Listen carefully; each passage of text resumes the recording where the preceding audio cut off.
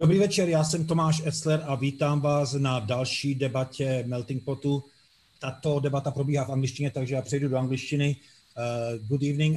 I would like to introduce our guest tonight, Mr. Professor Mark Maslin, who is a climate change scientist at the University College London, author of 9 books, author of over 160 scientific papers. Good evening, Mark. Hello, Thomas, and thank you for inviting me on. But I have to say that does make me feel really old when you read out that list. Well, no, you know what? We will continue in that list because, you know, when I was reading on you, and I was checking who you exactly are, because we have never met, you do much more than I just mentioned. Can you tell us a little bit about the work, the body of work, and your main focuses you are working on? So I think the way to sum up my science is that I look at the climate of the past, the present, and the future. And the great thing about being an academic is I'm not limited to any one field. So I jump around. So I've worked on early human evolution with some of the greatest minds in our field. I've also worked on future climate change. And also, I don't feel limited by having to stick to academia. So I run a company that I set up in 2012, which has lots of data solutions for climate change. And so I've been so lucky that I can just play and actually use my contacts and all my colleagues to actually investigate lots of fantastic parts of the climate change agenda. Mark, why did you choose climate change to be, which seems to be like your main topic of research and interest? Well, it came out of my research from my PhD, because I was looking at how the oceans changed in the past, and particularly during the last ice age. And that then started me to think about all the different parts of the climate system.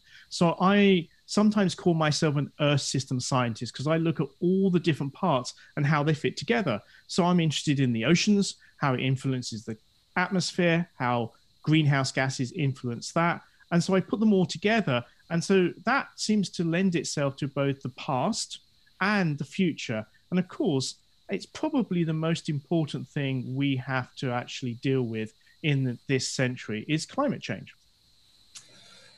You know, I also spied on you a little bit on your Twitter account, and I found an interesting tweet from last year where you say that you rarely take your work home because you don't want to come home and tell your family that the world is screwed.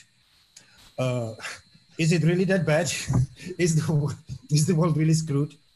No, I don't think it is. And I think there's lots of reasons to be optimistic, particularly in 2012, from 2012 until today. So I think the last 8 years, there's been lots of changes that we can actually see. But the reason I wrote that is because I deal with some of the huge issues of the planet: global health, global inequality, the environmental destruction of the planet, and climate change. And it's really strange because I can't really go home and go, hey guys, I've been working on it for 25 years, but I still haven't fixed it, you know? So it's one of those things that I don't take my work home. And actually that phrase came about because my daughter surprised me. My youngest daughter surprised me last year by saying, Daddy, and you know that, Daddy, oh, you know something big's coming, you know? And she said, could you take me to the climate strike? I went, yeah, sure, absolutely. And then I started to panic inside going, is she going on this just because I'm a climatologist? Is she just being nice to Daddy? And actually I interviewed her, and as a good academic, wrote it up as a blog. And it turns out it had nothing to do with me. It's school, it's her peers, it's her teachers, it's all the information she has on the internet. I had absolutely no influence on that. And therefore, she had decided climate change was important. She was going on the climate strike. The only thing she needed was for me to take her into central London so she could be part of the protest.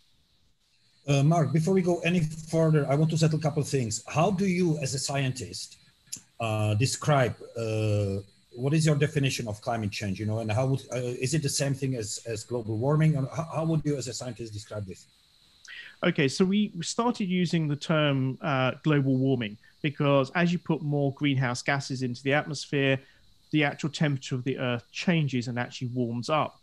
But the problem was that we realized that this didn't actually encapsulate all the changes. And so this is why we switched to climate change.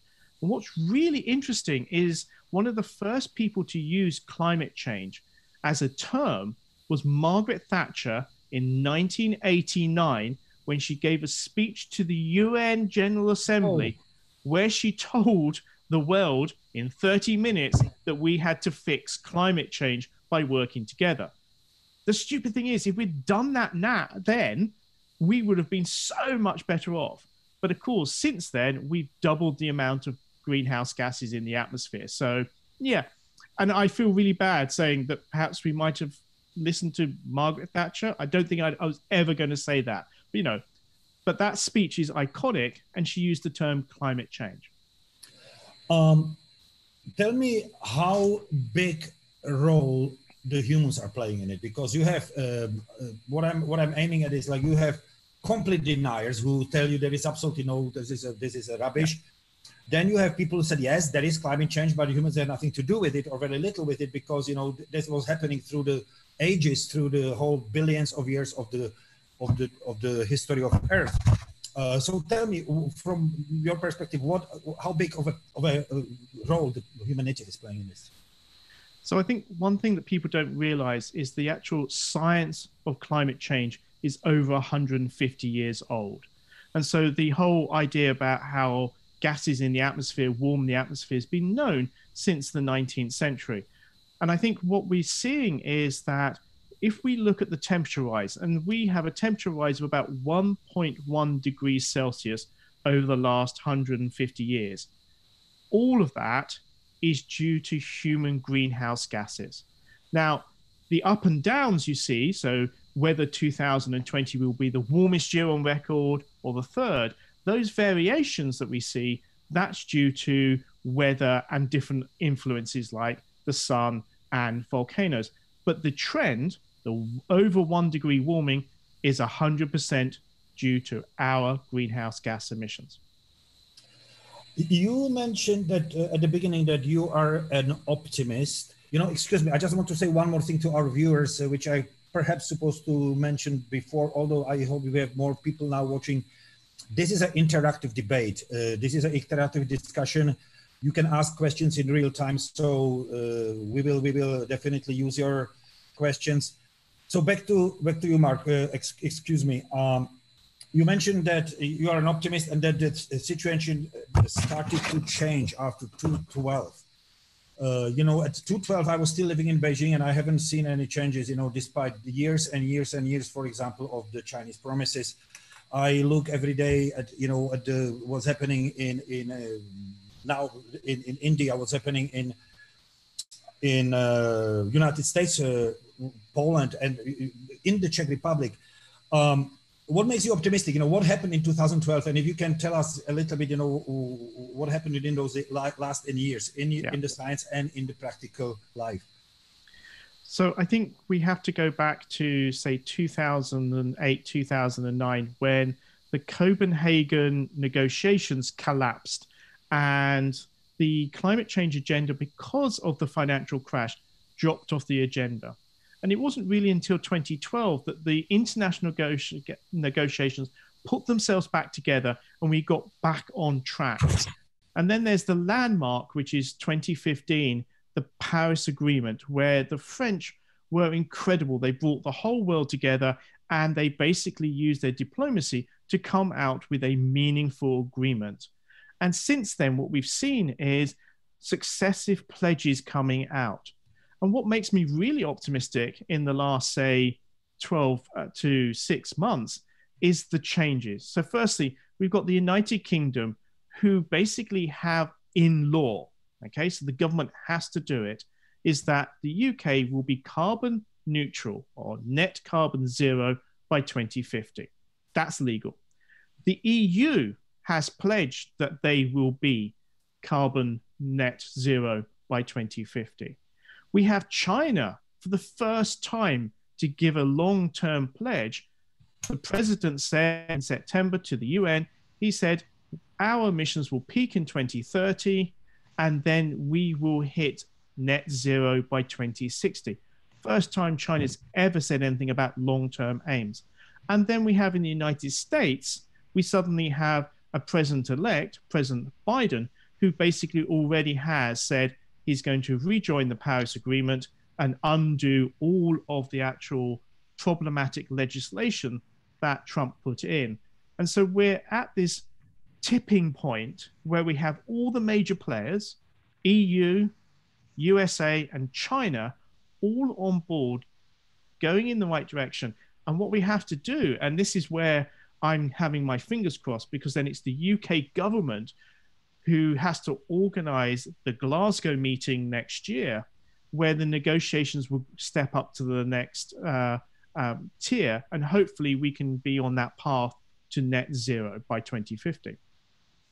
I will be playing the pessimist here now for please do for a few minutes.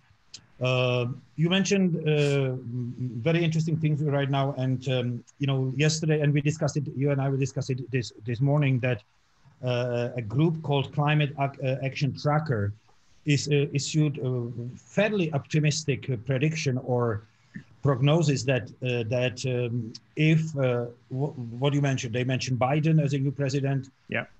They mentioned China. If they really get on board, that this may change. That the heating of the planet by the end of this century won't be as high as it will happen. It is not goals met. However, then there is a sentence: if governments fulfill all their promises.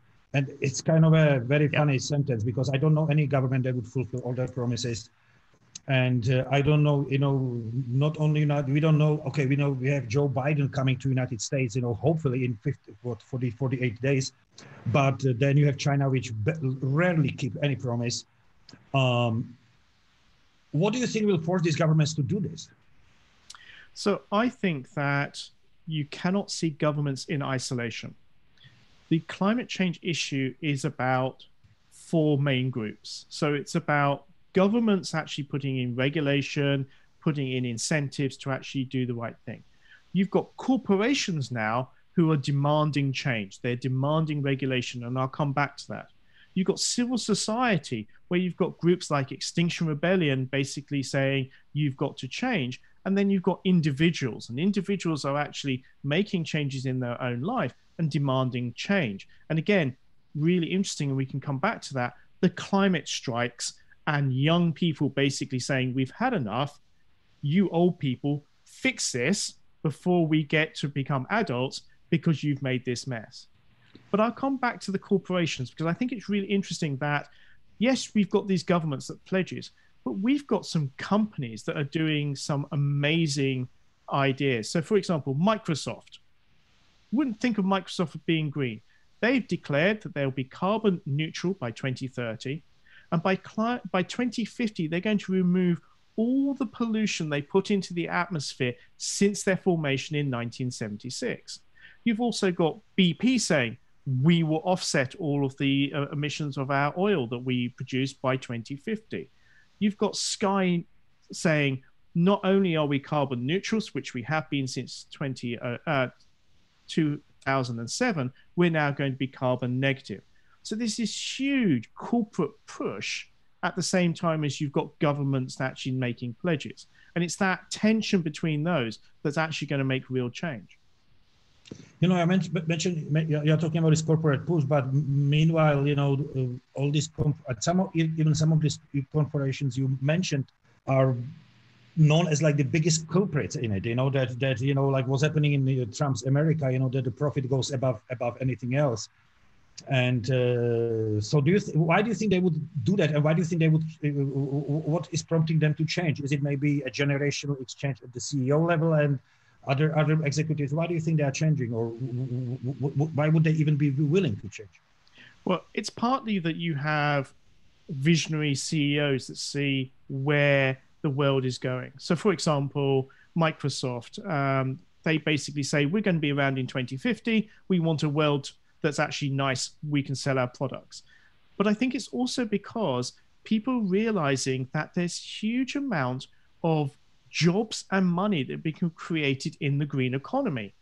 We did a study on the United States to look at the economy, and we found that there were something like 9.5 to 10 million jobs in the green economy, compared with, say, 300,000 to 400,000 in the fossil fuel industry.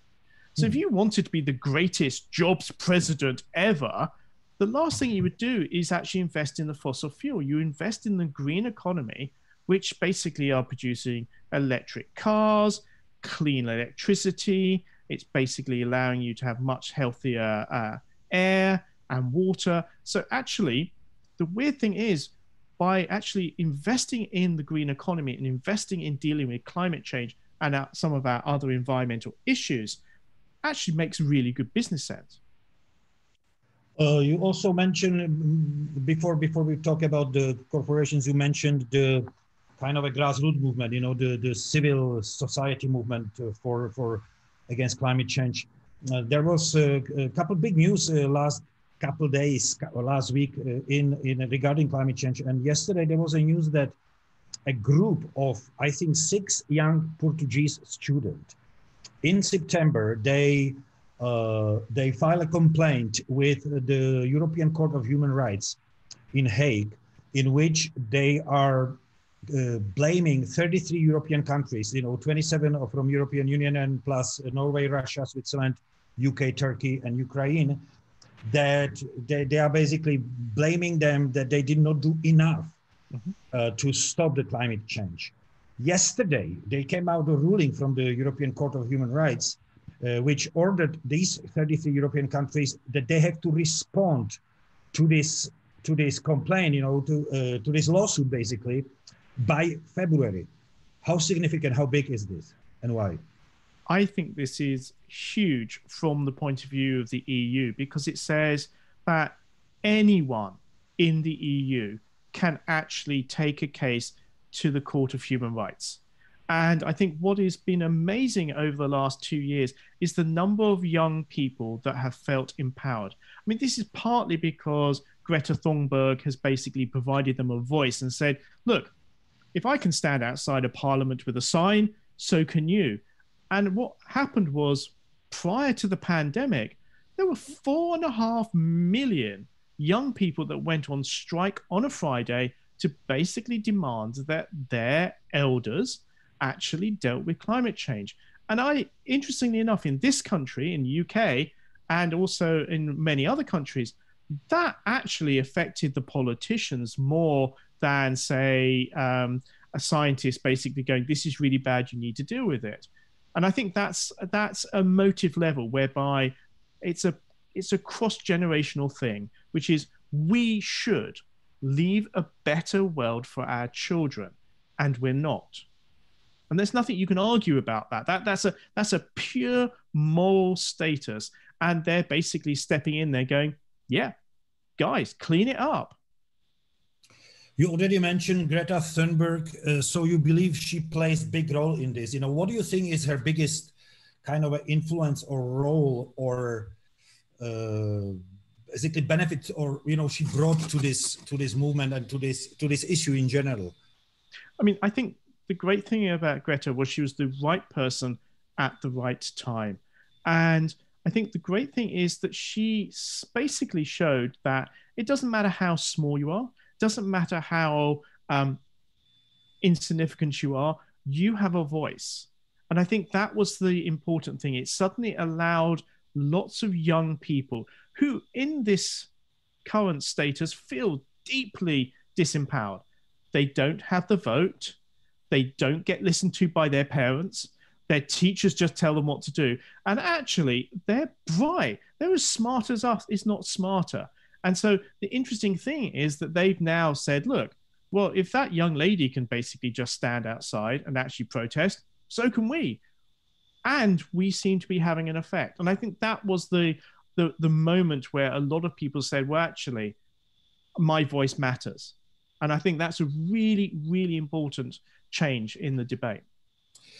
Another Greta's question, or Greta-related question: why do you think she also became a very polarizing figure? Or why do you think so many people hate her? You have a American president who attacked her, who mocked her. You have other European, not necessarily heads of states, but a Czech president too. He also attacked her, that she should go back to, she should be in school and not do this. Most of her critics, political critics are usually middle-aged men. Why do you think she created this emotion and this backlash against her? So I think there's two things going on there. One is because she is mobilizing lots of young people about climate change. And there are a lot of deeply conservative politicians who don't want to deal with climate change. They don't want to admit the science is correct because it doesn't fit with their worldview and it doesn't fit with their out-of-date economics. And so therefore, there's that denial element. And I've written a lot about denial because climate change denialists use lots of different tactics. They attack the science, they attack the economics, they attack the humanitarian aspect, which is actually, perhaps it's better to have a warmer planet, and that you go through it. But once you've removed all those, which is really easy to remove those, then you basically have the ad hominem attacks, which is, actually, I'm just going to attack the person. And basically, if you attack Greta Thunberg or whoever spokesperson it is and discredit them, then it doesn't matter the argument. You can get rid of them. And it's a really nasty tactic. But most people just ignore it. And also, they don't understand the new generation. So the new generation has instant access through their phone and the internet to almost anybody in the world. They understand how small the world is compared with our generation. They know how connected they are, and they understand how much impact they can have collectively. And I don't think that the older politicians understand the new generation, which has always happened. We never understand the kids. And I do believe that in their age, of course, Greta, even younger, my 11-year-old daughter is all for this sort of movement, that this is going to be their world they are living in. I'm going to not live in that world. You probably will be an old man. I know that also plays a role, doesn't it? Yeah. That they realize this thing. I also think that because they have access to knowledge and they are much more astute at sorting out the disinformation or the fake news, they understand. They also have people that they go to that they trust their opinions. And that's not the leading politician. It is not the newspaper. It is people that they trust. For example, their teachers or a particular internet personality who says, look, guys, I've talked to the scientist. Yeah, it's bad. We need to deal with it. Or somebody like David Attenborough. And so they have a much more sophisticated way of working out what they trust and why people are telling them lies. When we were discussing this topic this morning, you mentioned, and you now mentioned, that the deniers are attacking scientists and attacking people who are talking about, against climate change or alarming. Raising alarm against the climate change. But also this morning you said that the science now has become the least important in this process of slowing down climate change. Why would you say so? And so what is going to become important? So the interesting thing about looking at the science is if you go back to the first major report published in 1990, and there have been 5 other reports by the Intergovernmental Panel on Climate Change, the actual predictions for the future have not changed that much, okay? And it is very simple, the science. You put more greenhouse gases into the atmosphere, you get more warming, you get more climate change, you get more extreme weather events, and you get more unpredictable weather, and you get sea level rise. And that's really the fundamental. Whether it is 4 degrees or 5 degrees warming really doesn't matter once you've got the basics. actually what's really matters now is if we decide to deal with all the challenges on the planet, then actually we need different people. We need the economists to come in and go, actually, I'm going to rethink. And there's some brilliant new economists coming around with ideas of how sustainability, how actual ecosystem services, how the planet itself can be counted as part of the economic system so we don't abuse it and assume it's there just to dump our waste in. You've then got people like lawyers. And this may sound very strange, but writing good policies or writing good laws so we actually change our behavior, we change our technology, we switch perhaps from petrol cars to electric cars. That actually requires people that understand how to write decent laws that actually are efficient and work. And then we also need lawyers to then challenge when governments, companies don't do what they're supposed to. So it's really quite odd that actually the science is all there, but it's all the other subjects. It's the leaders of corporations that we need to step up and go, here, I've now invented a much better battery for your electric car. Here, I've worked out a way of sucking CO2 out of the atmosphere cheaply. Here, I found out how we can plant trees and actually make the world a much greener and healthier place for us. You know, these are the sorts of people we need now to step up and say, right, this is how we're actually going to save the planet. You know, it's interesting what you're saying, because I've been working with a number of corporations around the world the last few years, and I see that trend also, you know, in a sense, you know, there is this new kind of a thing. It's not brand new, but it's called impact investment. And I've got people, you know, businessmen saying, you know, there are business opportunities in climate change for the better, you know, like that you can make that impact, you know, change something and make money out of it. That's absolutely. the thinking. Well, absolutely, because we are going to have to switch our whole energy production system from fossil fuels to renewables. Okay, that's simple. Now, actually, we have all the technology. We have all the ways of doing it. It's now implementing it and making it as efficient and as clean and as safe as possible. That's great. But there's other things that we can do, because we really have to think about where we're going to be in 2050. So in 2050, we're going to be having about something like 10 billion people on the planet. So we're about 7.8, close to 8 billion. So that's another 2 billion people on the planet. The population will then stay stable, may even drop slightly. But we have to build a world that looks after 10 billion people, is able to feed them, is able to actually give them a safe climate to live within, and also provide them with work and opportunities to better themselves. And so actually it's now thinking bigger. We have to start thinking as a species, not as individuals or individual countries. And that's going to be a big shift to occur in this century. You know, I want to ask you, you know, because there was a couple other news coming, you know, one of was coming out of UK last week, that the United Kingdom announced that by 2030, they will be producing no more new combustible cars. So yes. And is it achievable? So the suggested law is that you would not be able to buy a new petrol or diesel vehicle after 2030. And actually it's aimed, I think, firstly at car use. So that actually is a really good signal, because what it says is to the car manufacturers, you have 10 years. You have 10 years to actually switch all of your cars to electric to sell to the public. Also sets up some tension, which is really good, because the car manufacturers saying, okay, we can do that, but if you don't have charging points all around the country, how are we going to do this? And then that reflects back on the government and local government that says, well, hang on, if you're forcing us to do this, you need to do this so we can actually do that. So that's really important. I always argued that something that you could do, say, in big cities very quickly is you could say, okay, if Uber and taxi drivers want to actually work in the city, then in the next 12 months, they can only have electric cars.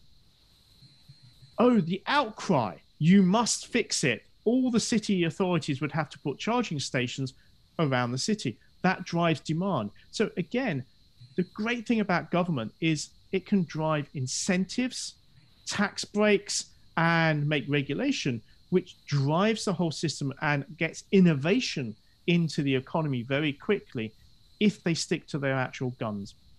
You know, I asked that question because I did some studies in the past, you know, that all these green new technologies such as electric cars, you know, solar panels, they are not that clean to produce very often. I was filming, for example, you know, in smelters of rare earths in Balto, in Inner Mongolia, in China, and it was hell. I mean, it was environmental hell. Yeah, and because to do it cleanly, you know, in a clean way, it's extremely expensive. That's why all these countries, such as United States, Japan, they stopped doing it because it's just extremely expensive. How do you balance that? You know, where is that balance? You know, to produce clean technologies and produce them cleanly. So, Thomas, that's a really interesting line that a lot of deniers take, which is, well, hang on, the green technology is really bad for the planet, so we should stick with what we have. I mean, many of us have seen films of the awful pollution on the Niger Delta with the oil extraction there. We have constant oil spillages. Also, friends of mine have worked on the oil rigs. Actually, when they flare gas, they kill off thousands of birds every single day because of flaring of gas. But the interesting thing is that that doesn't make the actual pollution and problems with rare earth metals any better. So we need to have a system which says, okay, we are having electric cars because they are really important. We then have to look at the supply chain. Firstly, can we build batteries that don't have to use so many rare earth metals? Okay, can we actually switch to more common metals? That's the first thing. That's the technology thing. And the second thing is, we can actually have strict regulations, which is, I'm sorry, we are not going to accept batteries that have rare earth minerals that are from unethical factories. And the EU are very good at this sort of thing. You can put regulations in if you want to do that. And I think that is essential.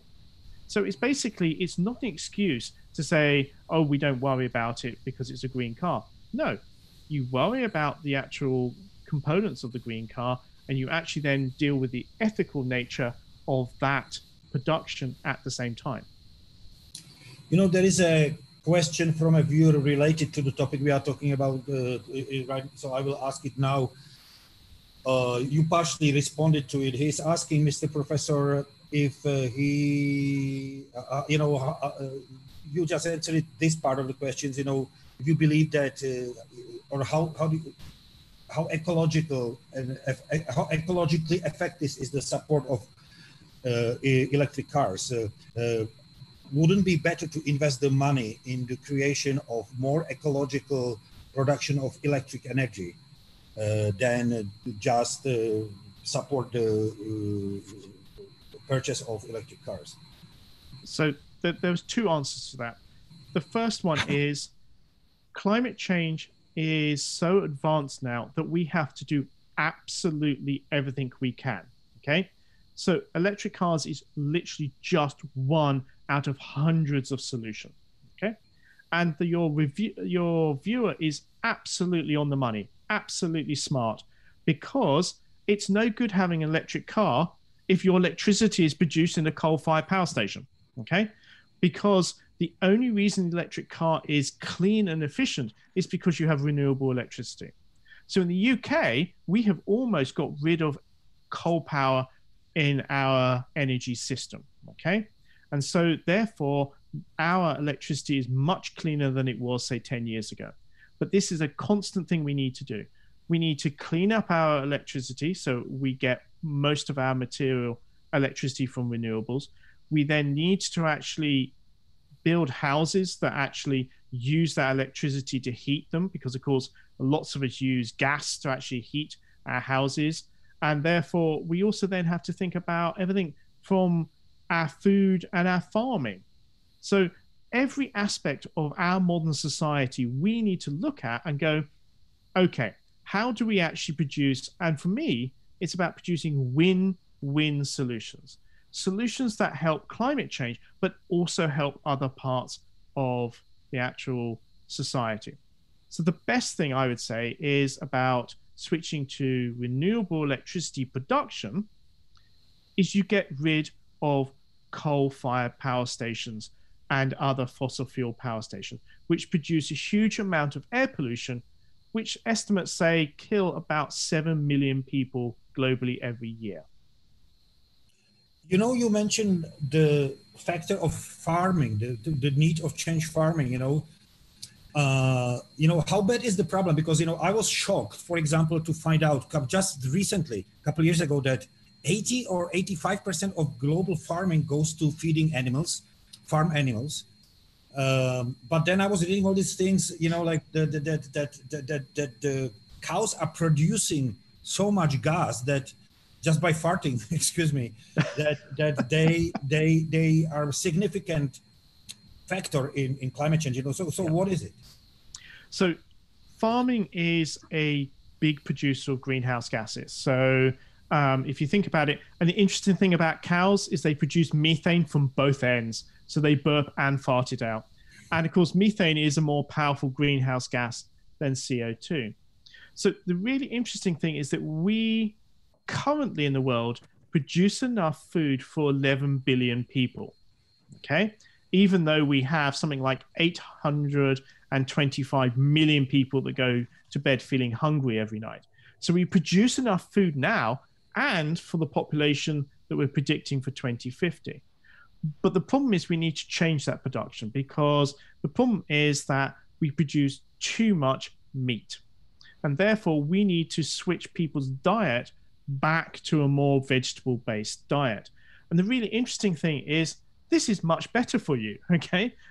Doctors love it because it means things like heart attacks, strokes, quite a few different types of cancer, all are related to our diet, actually are greatly improved if we have more vegetable-based diet.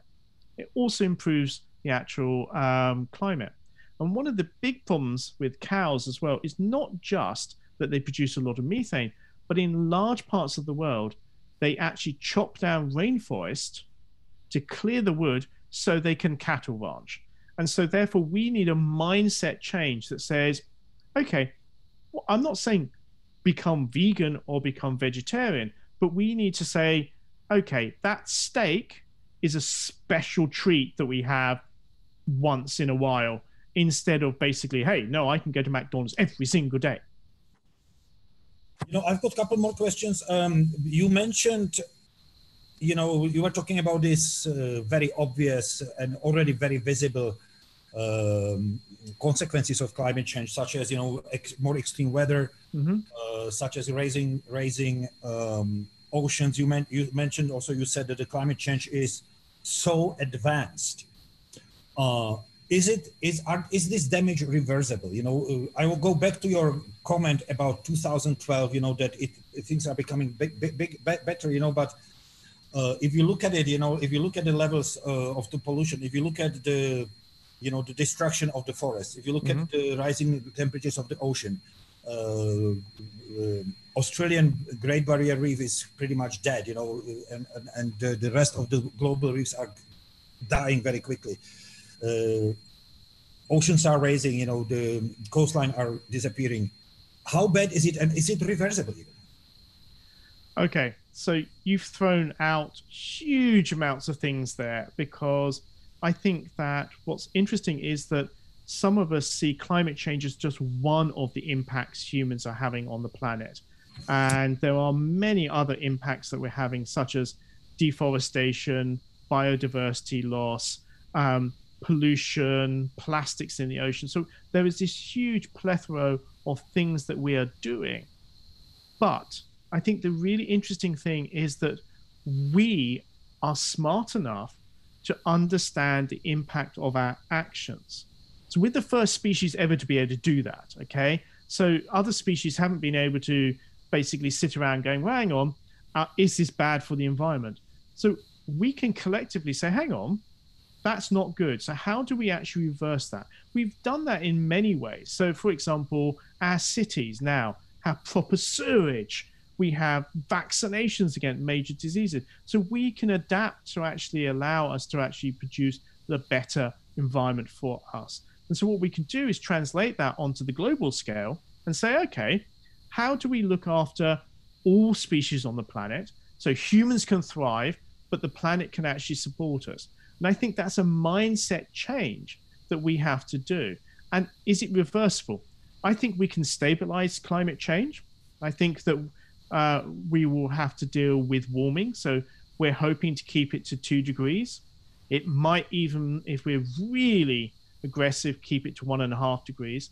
And also there's other things we can do. We can start reforesting vast areas of the planet. We can start rewilding parts, because there's a really interesting thing which seems counterintuitive.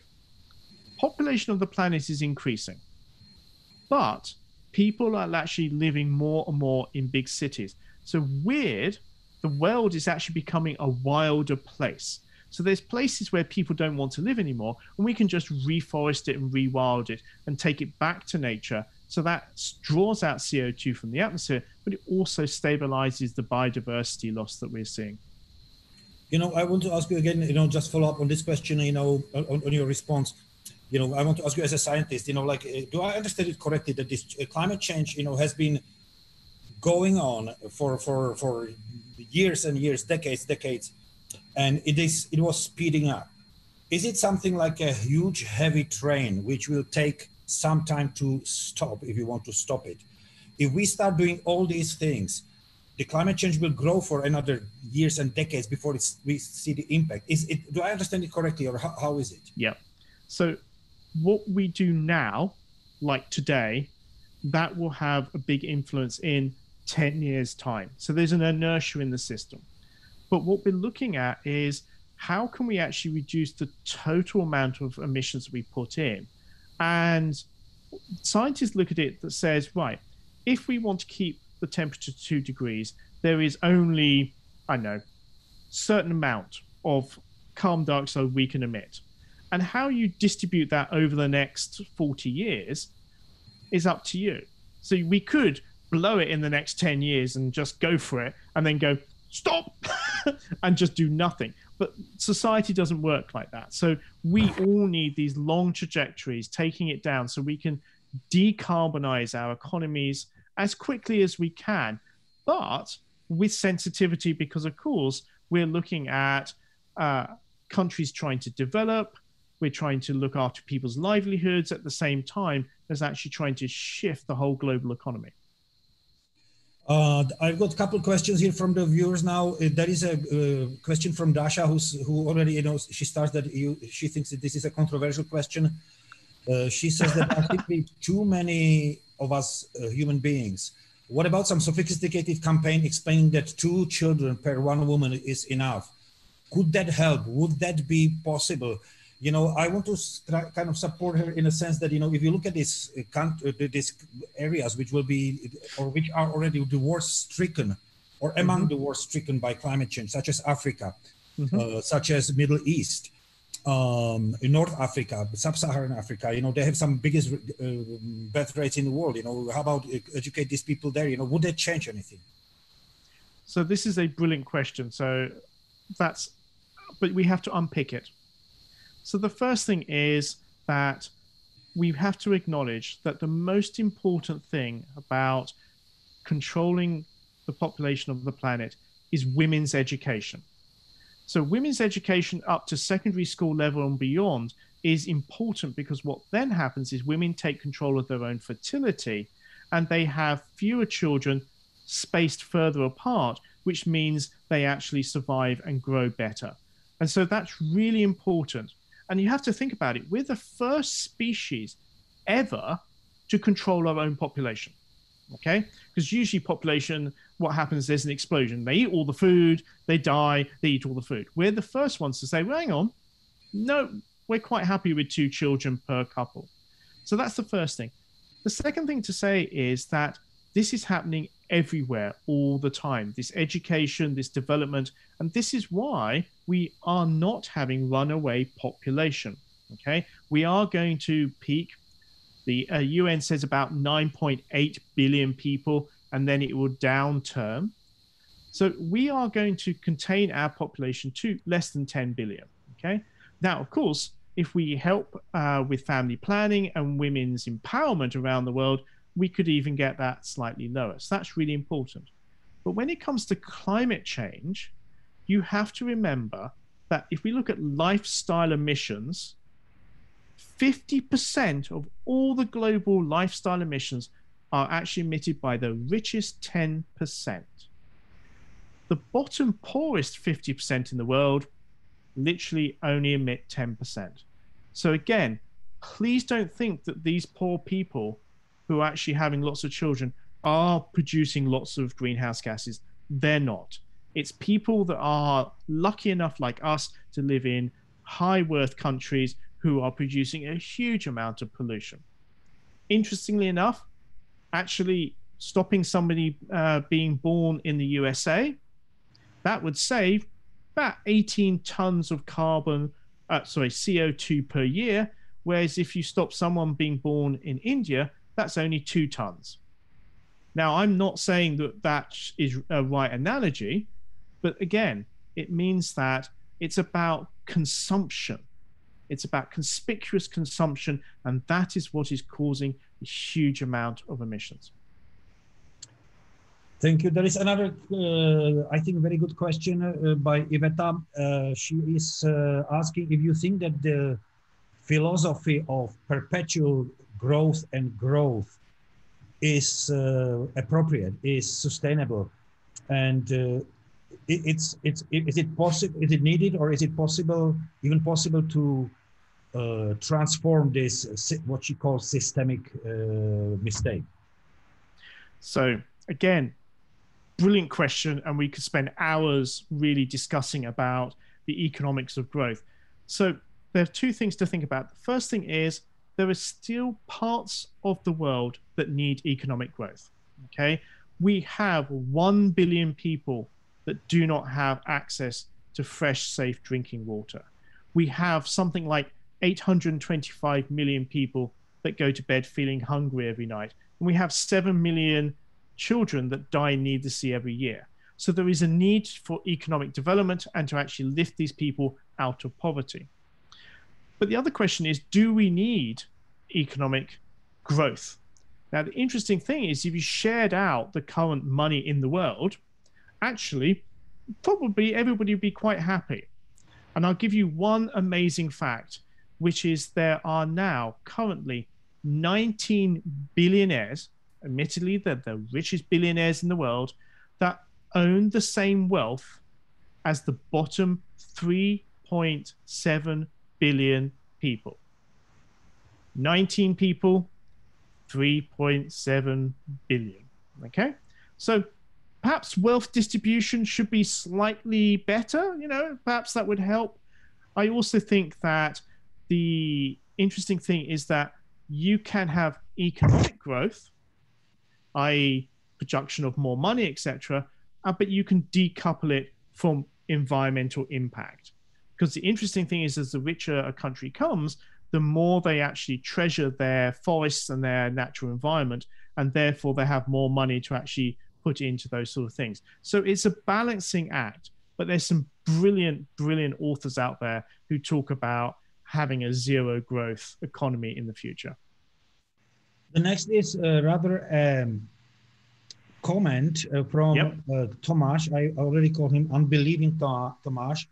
He says, greetings. I do have doubts about the full use of results of science and technological research in this, which is a bad thing at the end in this matter. The big example I see is with electromobility. You can fill up already today manufactured car with carbon neutral synthetic petrol, and by snapping a finger, the car becomes independent of oil and releasing of new CO2 into atmosphere. He said, he says again, I do have doubts. What would you say to comment like this? So the problem we come back to is economics, and I hate to say this, and how we actually incentivize. So my big one is the cheapest and easiest way to get rid of petrol and diesel vehicles is to switch to electric, okay? By far the easiest way. But I would agree that one of the hardest things is aeroplanes.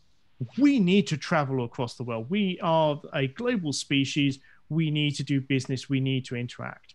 So, okay, at a continental level, you can put high-speed trains in, okay? So you can basically have bullet trains going across America, across Eurasia.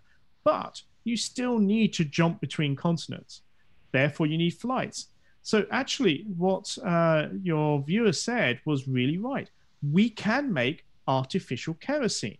You take CO2 out of the atmosphere, you take water out of the ocean, you use renewable electricity, and you push them together, and you make kerosene, okay? We can do it. We've got the chemistry. We know how to do it. But it costs a lot of money per gallon. And so if you get the actual incentives right, and the cost of kerosene becomes $100 a barrel, then suddenly making artificial kerosene is actually better than digging out of the ocean. There is another question is, you know, would it be appropriate, you know, to limit the traffic, you know, limit the transportation and to use a human energy for transport? You know, what she's asking is that for example, for people, you know, would it be responsible for people to look for their jobs close to their homes where they can go by walk or go by the bicycle? Would it be a possible part of the solution? I think that the pandemic that we're living through now has actually changed lots of people's views about work. Firstly, guess what? We can do our work from home. A lot of us can actually interact with people. We can have business meetings. We can even teach online. So there's a lot of stuff. Suddenly we realize that the getting up every morning, getting on the train, going in the car, and actually going to your place of work doesn't have to happen every day. So I think there's a mind shift there. I also think that we can think about work in very different ways, which is, what do we want to contribute to society? And I actually think that we need a mind shift in how we actually think about money. So one of the things that Simon Lewis and I talk about in our book, The Human Planet, is universal basic income, which is how a country can set a minimum amount of money that they give to every adult that basically says this is enough just to survive, okay? This is your basic needs. And then if you want anything beyond that, then you can go out to work and then you can pay taxes. And that actually suddenly frees up a lot of things, because it means that you can care for your relatives if you need to.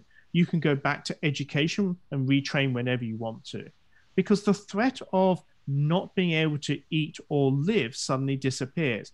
So I think we have to change our thinking about entitlement to money, because I think everybody in a society is entitled to a share of the wealth of the country. I also think that we have to think about how we work, and whether actually working or supporting the local community or looking after people is actually more important than getting in your car, driving to a hot, sweaty factory, or driving to your office and basically trying to work for 12 hours a day. So I think the pandemic, I think, has thrown up a lot of new ideas that we need to sit back and say, well, hang on, do we really need to do it how we've been doing it for the last 100 years?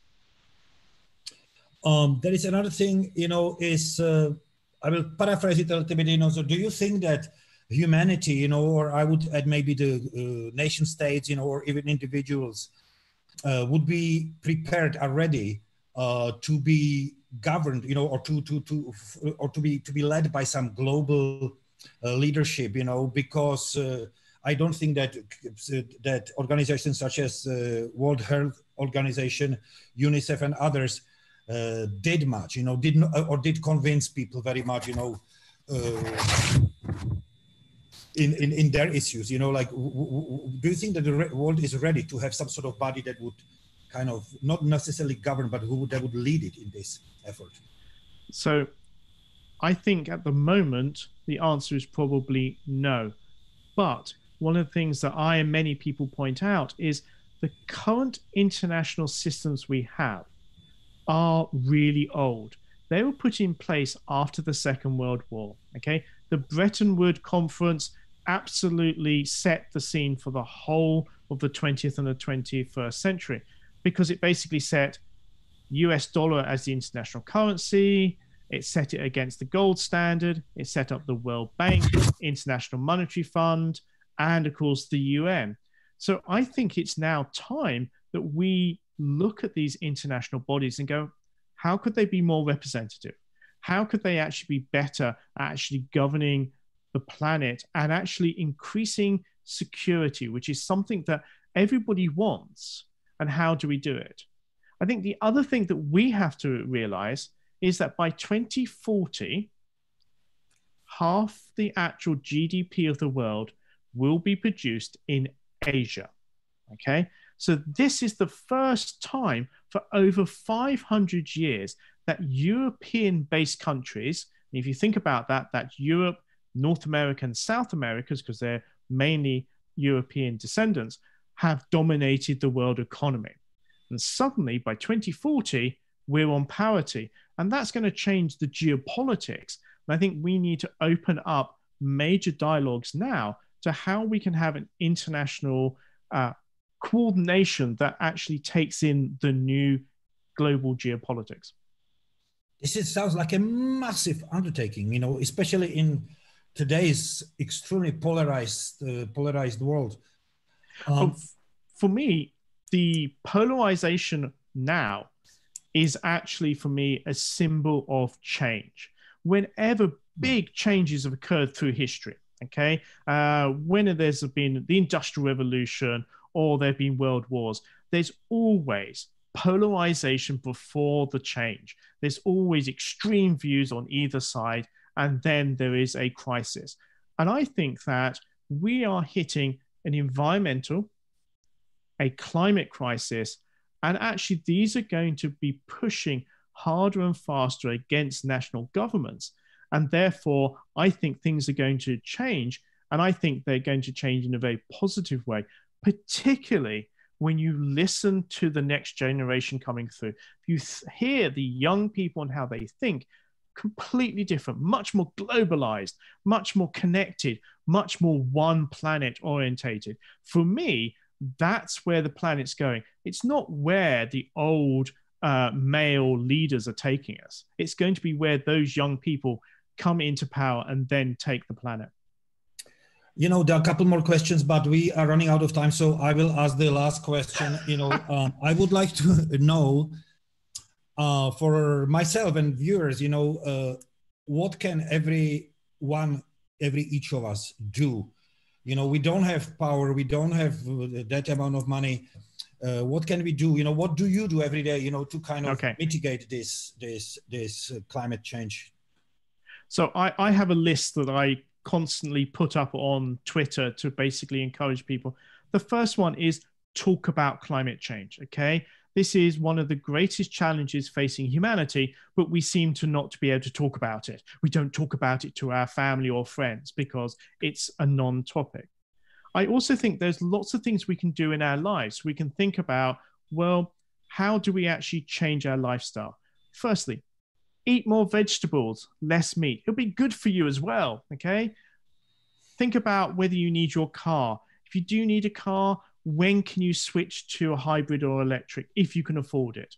Think about, do you need to take that flight for that business meeting, or can you actually think, I'll do it by Zoom, okay? Because then I can spend more time with my family.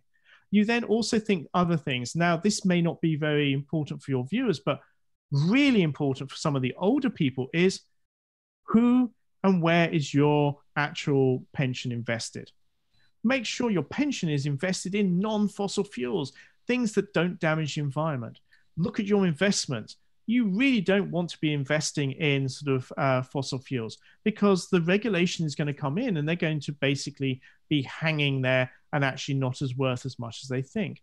And the last two things, protest, get out there, tell the politicians how you want. And the last one is, if you are lucky enough to be in a country that is a democratic country and you have made it to the age of 18, vote. And vote for your conscience and vote for a better and cleaner, safer world.